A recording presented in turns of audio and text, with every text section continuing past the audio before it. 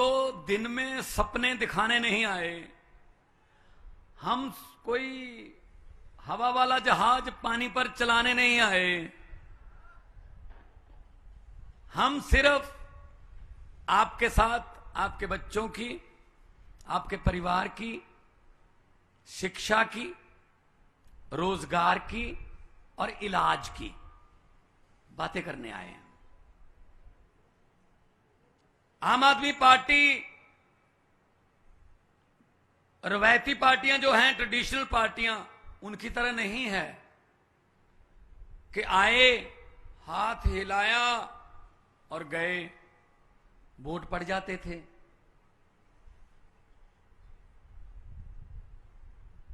मैं खेड़ ब्रह्मा गया, सुरेंद्र नगर गया, दाहोद गया, वडोदरा गया, एक ही बात सुनने को मिली। मैंने युवा लड़के से पूछा, मैंने कहा जी गुजरात को क्या चाहिए इस बार चुनाव में?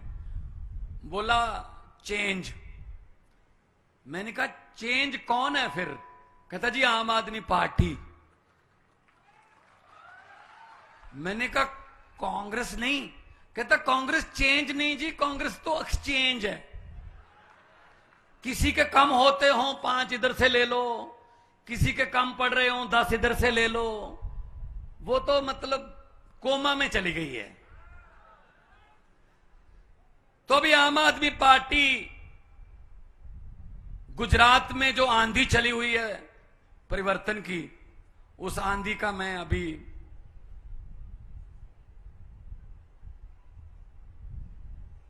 देख रहा हूं, एक छोटी सी झलक उसकी।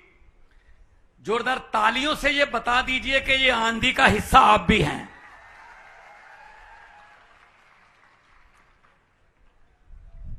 दिल्ली में चेंज आया। हम एक मौका मांगते हैं। आम आदमी पार्टी वालों की एक खासियत है, एक मौका मांगते हैं हम कि एक मौका दे दो, उसके बाद लोग किसी और को मौका ही नहीं देते। दिल्ली में देख लो, एक मौका मांगा था, ना बीजेपी को ना कांग्रेस को मौका ही नहीं मिला। पंजाब में हमने एक मौका मांगा था, 117 में से 92 सीटें दी। 92 में से 82 एमएलए जो हैं, विधायक जो हैं, वो पहली बार जीते हुए लड़के लड़कियां हैं। पहली बार जीते हुए आम घरों के बेटे बेटियां। गुजरात में आप लोगों को बीजेपी से या कांग्रेस से आपके किसी दोस्त को या रिश्तेदार को टिकट मिल सकती है भैया? नहीं नहीं नहीं नहीं, नहीं। जिला प्रधान भी नहीं बन सकते।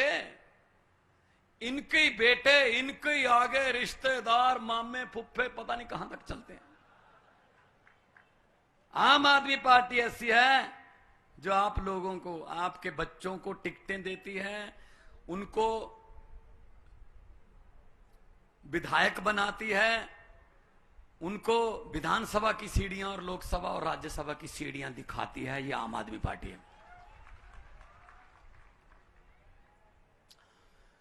पंजाब में भी बिल्कुल वही हाल था जो आज गुजरात का है। 5 साल कांग्रेस, 5 साल अकाली बीजेपी, 5 ऐसे बारियां थी इनकी। तो इनको यह लगता था कि लोग जाएंगे कहां, कोई रास्ता ही नहीं है, हमारे पास ही आएंगे। जैसा आपके साथ हुआ है वैसा मैं तो आपके सब्र का मतलब मान गया। मैं आप लोगों को 27 साल से सिर्फ एक ही पार्टी, हर साल तो पेड़ भी पत्ते बदल लेता है यार, इस बार तो बदल लो कुछ। लेकिन आपका कसूर नहीं है उसमें, आपके पास रास्ता नहीं था। कांग्रेस तो लड़ती नहीं इलेक्शन, उन्होंने तो छोड़ दिया ये काम, वो तो किसी और काम पे लग गए। जहां इलेक्शन होती है वहां कांग्रेस नहीं होती।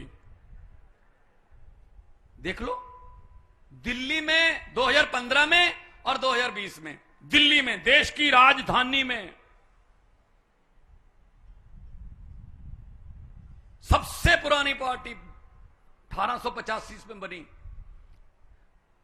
कांग्रेस पार्टी। कितने विधायक हैं? 0। दिल्ली में पिछले 8 साल से उनके पास कोई विधायक नहीं है। इससे पता चलता है वो कितना इलेक्शन लड़ते हैं या लोग उनको कितना सीरियस लेते हैं। 70 साल हो गए। 70 में 52 से गिनता हूं, क्योंकि 1952 में पहला चुनाव हुआ था। आज 70 साल हो गए भाई साहब। 70 साल में क्या मिला हमें? ये मुख्यमंत्री बैठे हैं दिल्ली के, 7 साल में वो काम कर दिए जो इन्होंने 70 साल में नहीं किए। बिजली फ्री, इलाज फ्री, शानदार हॉस्पिटल, शानदार स्कूल, इधर पढ़ाओ उधर पढ़ाओ, शिक्षा में कोई अंतर नहीं। प्राइवेट स्कूलों की फीस कोई नहीं बढ़ा पाएगा। शानदार स्कूल बना दिए, सड़कें बना दी, पुल बना दिए। पंजाब में हमें 7 महीने हुए हैं अभी, 7 महीने। आज 16 तारीख है, 16 मार्च को शपथ ग्रहण था हमारा, आज 16 अक्टूबर है। 7 महीने हुए हैं। 7 महीने में हमने 50 लाख घरों की बिजली फ्री कर दी। करप्शन की अगर शिकायत आती है, कोई हेल्पलाइन जारी कर दी, 212 आदमियों को पकड़ के अंदर किया। आज ही आपने सुना होगा, आज ही सुबह एक कांग्रेस का मंत्री था जो बचने के लिए बीजेपी में चला गया था। वो विजिलेंस को, उसके खिलाफ केस था, वो केस में से अपना नाम कटवाने के लिए विजिलेंस के पास 50 लाख रुपए लेके आ गया कि जी मेरा नाम निकाल दो। उन्होंने बोला जी आ जाओ, अब तो नाम तुम्हारा ही होगा बस। अखबार में पढ़ लेना, टीवी पे देख लेना। अब बीजेपी कह रही है ये तो जी हमारी तरफ अभी आया नहीं था। कांग्रेस कह रही है जी हमारी तरफ से तो चला गया था। ये इनका काम है। तो छोड़ो इनकी बातें, नई बात करते हैं, नए सूर्य की बात करते हैं, नए विचारों की बात करते हैं। नया खून, नए विचार, छोड़ दो इनको। बहुत हो गया, बहुत देख लिया इनको, बहुत मौके देके देख लिए, नहीं निकला कुछ। तो अब बदलते हैं फिर। जो जो बदलने के लिए तैयार हैं, दोनों हाथ ऊपर उठा के बोलो इनकलाब। भगत सिंह जी ये नारा लगाते थे, शहीद भगत सिंह, जब उन्होंने अंग्रेजों से देश छुड़वाया था। इनकलाब का मतलब है जुनून, आजादी का जुनून, भ्रष्टाचार से आजादी, ये माफिया से आजादी, ये लुटेरों से आजादी। तो मैं ये कहने आया हूं आपको कि जहां भी जाते हैं हम, गुजरात में खास तौर पर यही प्यार मिलता है। और हर रोज हम सोचते हैं इससे ज्यादा तो क्या प्यार मिलेगा, लेकिन अगले दिन रिकॉर्ड टूट जाता है। अभी मुख्यमंत्री जी बोलेंगे, मेरे ख्याल में उसमें ये एक बात कहेंगे कि भी ऐसा करो, इस बार इतनी वोट डालो, इतने वोट डालो। वैसे पंजाब वाले अपना रिकॉर्ड बना के ये चाहते नहीं है कि कोई रिकॉर्ड उसको तोड़े, लेकिन इस बार हम आपके लिए ये माफ कर देते हैं कि इतने वोट डालो, दिल्ली और पंजाब का रिकॉर्ड तोड़ दो बस। अभी सरकार बनने का तो पक्का हो गया, लेकिन 2-4 सीट इधर उधर हैं।